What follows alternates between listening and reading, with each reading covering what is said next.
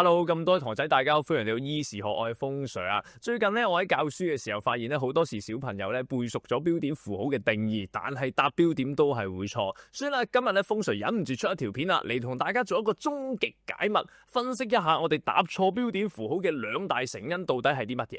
好有可能咧，小朋友唔係你唔努力，而係你努力錯咗方向，你唔知道自己為咩事而錯。所以今日咧風水呢條短片非常之重要，好有可能慳翻你好多溫書嘅時間添。好，事不宜遲啦，咁就即刻開始啦唄。嗱，你有冇試過先，小朋友？其實有啲標點符號咧，我單獨攞出嚟問你咧，你係完全知點用喎，即係專名號就人名啦，書名號就作品名啦，開山印號就花名啦，名言金句啦，係咪先？咁你呢啲識噶嘛？但係都會錯嘅喎。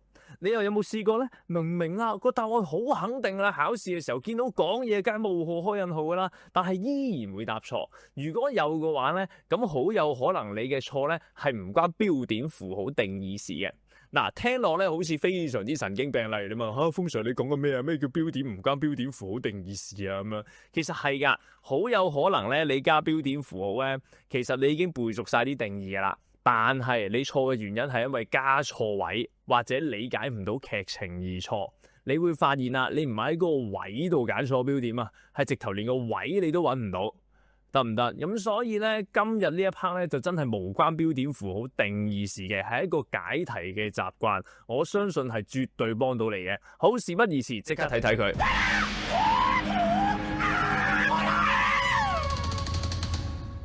好，即刻同大家諗一諗，同學仔啊，見到哆啦 A 夢呢4隻字嘅時候，你會下意識諗會加咩標點符號上去啊？嗱，我相信啊，熒光幕前嘅小朋友大多數都係咁諗嘅。阿 Sir 專名號啦，係咪先？哆啦 A 夢啊，有法寶啊，係咪啊？跟住咧有隨意門啊，有竹蜻蜓嗰啲啊嘛，大雄個 friend 啊嘛，哆啦 A 夢咪加專名號咯。嗱，同學仔，邊個係加專名號嘅？喺熒光幕前，就算我睇你唔到，你都舉手俾我睇下先，好唔好？係啦嘛，係啦嘛，唔後悔啦嘛，咁啊恭喜你啦！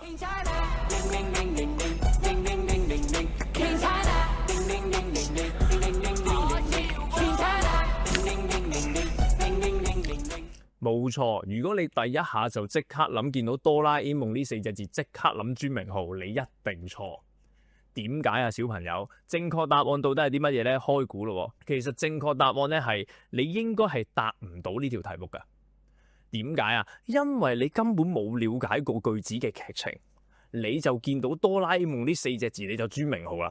同學仔，其實呢一條題目哆啦 A 夢呢4隻字起碼有3個可能性，因應唔同嘅劇情，其實佢會加唔同嘅標點。嗱，你唔信我即刻同你睇睇啊！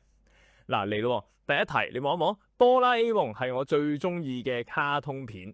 嗱，你見唔見到第一題就加書名號啦？因為呢一個哆啦 A 夢唔係角色名，係卡通片嘅名，係作品名。第二條，哆啦 A 夢係我最中意嘅卡通人物。嗱，角色名又會加專名號噶咯。所以嗱，你發唔發現啊？唔同嘅劇情，同一樣嘅4隻字，但係佢嘅標點符號會完全唔同。睇埋第3個可能性啦。佢講咩啊？佢話弟弟咧喺白紙上面寫住哆啦 A 夢呢4隻字。嗱，呢一個更加係添。用開山引號啫，因為點解？因為今次呢個用法係特別指明嘅用法。OK， 同學仔，所以呢個位置你要超級小心。其實你錯題嘅原因唔係因為唔識分標點符號，而係你冇仔細睇到個劇情，望到隻字你就下意識寫個標點過去，咁所以咪會大錯特錯咯，得唔得？咁你明點解你答極都錯啦？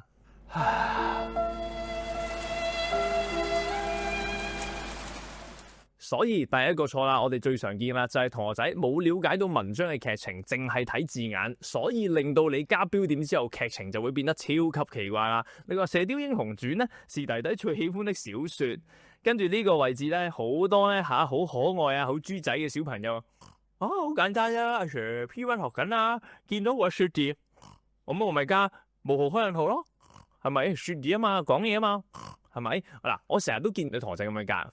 好啦，咁跟住發生咩事啊？你成句睇一次，你咪知咯。今次你睇睇個劇情先啦。而家細佬係咪講緊嘢啊？唔係啊嘛，成句講咩啊？《射雕英雄傳》係細佬最中意嘅小說，呢個根本都唔係講緊嘢，講緊本書，係咪先？咁所以小朋友見到個雪字加冒號開引號，咁你咪死晒咯。後邊其實仲有一個錯噶，個咩字啊？同學仔成日都唔知患咗啲呢字症候群咧，一見到我呢一字覺得一定係加問號啊！喂，傻豬，你仲可以加感嘆號㗎嘛？得唔得？你睇下嗰個句子到底係咪問緊問題？佢對書中嘅劇情簡直了如指掌啊！咁佢咪問緊問題啊？梗唔係啦，咁所以你應該加感嘆號噶嘛？得唔得？所以第一個成因就係做啲咩事啊？第一個錯嘅最大原因係咩啊？就係小朋友冇去了解文章劇情，只係掛住睇一兩隻字眼，所以令到個標點加錯咗。呢個係好常見嘅問題，特別係低年級添。高年級情況會稍為好少少，低年級就會錯得比較多少少啦。咁所以啊，解決問題係啲乜嘢啊？嗱，聽落好似好困難啊。咁點樣解決啊？風 Sir 見到呢啲錯眼都突埋係嘛？其實相當簡單啊。根據咧風 Sir 多年嘅教學經驗咧，只要佢睇題目嘅時候咧，真係每一隻字逐隻字讀一次出嚟啊，其實呢啲錯基本上就唔會犯噶啦。所以嗱，呢一種錯咧，通常係因為小朋友咧貪快、貪方便，冇仔細閱讀清楚題目先會錯。咁特別啦，如果你係低年級嘅小朋友，得唔得？開始啦，你哋做親標點符號，記住你都要當閱讀理解咁逐隻字睇晒佢，喺個心入邊讀咗一次先。雖然呢個技巧聽落好無聊，但係絕對幫到你。高年級嘅小朋友都係一樣。第一個建立正確嘅睇題目習慣先，真係要當文章咁樣逐粒逐粒字喺個心入邊讀一次出嚟先。咁你就可以避免犯呢啲太無謂嘅錯啦。得唔得？呢個係錯嘅第一個大原因。好啦，第二個大嘅原因係啲乜嘢啊？就係因為咧小朋友咧冇辦法咧對於句子進行一個正確嘅分割啦，又或者佢唔明白文章嘅內容，令到標點符號個位加錯咗。好啦，咩意思咧？嗱，我哋睇睇呢兩條就知噶啦。第一個，咩叫冇辦法對句子進行正確嘅分割咧？好似呢條啦，我問咧阿小明嗰對波鞋對佢嚟講有咩意義啊？咁而佢就回答咯，冇號開引號答問題啊，好 make sense 啦，係咪啊？當我着咗呢對鞋咧投籃嘅時候射波嘅時候咧，哇，百發百中嘅，好似好合理啊，係嘛？但我話俾你聽，其實呢個都錯喎。嗱，點解咧？回答係講嘢啊，係咪先？咁呢個位置加標點好似好 make sense 啊，但係小朋友你發唔發現啊？當你決定喺呢個位寫標點，喺呢度斬一刀嘅時候咧，其實後邊成句句子咧係極奇怪噶嘛。當我着呢對鞋投籃，咁你覺得呢個句子合唔合理？會我當我噶？唔會噶嘛。所以呢個位置咪就係個句子分割做得奇怪咯。所以其實個正確答案應該係他回答我冒號開引號加呢個位置，得唔得？就係因為分割嘅位置做錯咗，咁你咪又冇咗2分咯。冒號開引號一次過計2分噶嘛。咁所以呢啲位置你要相當小心啦。呢個就係冇辦法對句子進行正確分割而錯嘅原因。好啦，另外一種錯就係因為小朋友唔係好明篇文章講乜，連個位都揾唔到。好似呢題就係啦，呢個茶有咩特色啊？茶味甘滋味甘香醇和茶色綠湯香碧綠澄清。哇，完全唔知講乜，睇到嘅時候咧個頭都痛痛地，係咪先 ？OK， 睇到想喊咁就係咪？阿 Sir 救命啊，好辛苦啊，係咪？好啦，同學仔，咁呢個就係我哋要克服嘅終極問題啦。你有一個心理準備，就係你做標點符號嘅時候，你唔會題你都識答噶，你唔會題你都睇得明篇文啊。總有啲文章係啲字你冇乜點見過。咁你就要識得喺個句子度做分割啦，得唔得？咁所以啦，同學仔講關於句子分割呢一個比較長啲啦。咁所以咧，關於第二個問題嗰個解決方法咧，風 Sir 會下堂仲同大家講解，得唔得？咁而家你知道咗2大成因，同埋知道咗第一個解決方法先，相信已經會幫到你好多噶啦。好，首先呢一度你記住一樣嘢啦，同學仔建立正確嘅閱題習慣，認清楚自己到底做錯咗啲乜嘢，記住睇清楚文章嘅劇情。當係閱讀理解咁睇，唔好淨係睇嗰1、2隻字就加標點落去，咁樣你係死梗嘅。